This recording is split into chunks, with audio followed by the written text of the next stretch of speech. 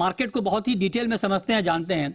ये कहा जा रहा है कि ये जो अभी 5 राज्यों के चुनाव हुए हैं, मिजोरम के नतीजे कल आएंगे, इसको ये कहा जा रहा है कि 2024 के लोकसभा चुनाव के लिए भी इसको एक सेमीफाइनल के तौर पे प्रोजेक्ट किया जा रहा था। तो उस लिहाज से सर अगर आप देखें तो जो नतीजे आ रहे हैं, इसका मार्केट के ऊपर किस तरह का सेंटिमेंटल इंपैक्ट आप देख रहे हैं सर ओवरऑल?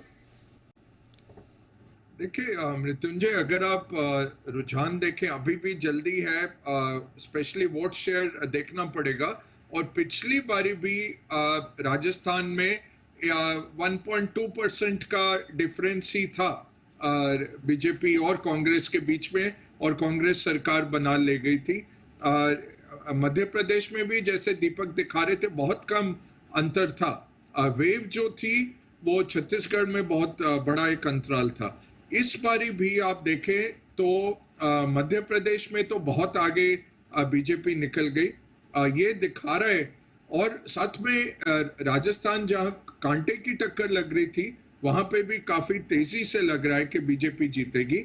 और छत्तीसगढ़ में एक पछाड़ दिया है, आप कह सकते हैं कि रुझानों के विरुद्ध, और मोमेंटम जरूर बीजेपी के हाथ में था।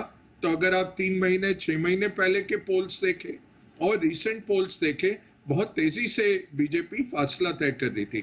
अब इसमें हमें मार्केट से क्या संकेत दिख रहे थे? मार्केट तो ऑलरेडी जश्न के माहौल में था। फ्राइडे को ही हमने ऑल टाइम हाई छुआ था, तो हो सकता है मार्केट ने डिस्काउंट किया हो। मैं इसको सेमीफाइनल तो नहीं मानूंगा, क्योंकि जो ये क्षेत्रीय चुनाव रहते हैं, ये क्षेत्रीय मुद्दों पे रहते हैं। और जो राष्ट्रीय चुनाव रहेंगे वो एक प्रेसिडेंशियल मोड हो जाता है, Modi ji versus the rest. उसमें बहुत मुश्किल है किसी भी और को सामने खड़ा होना। ये एक हकीकत है, जमीनी हकीकत है।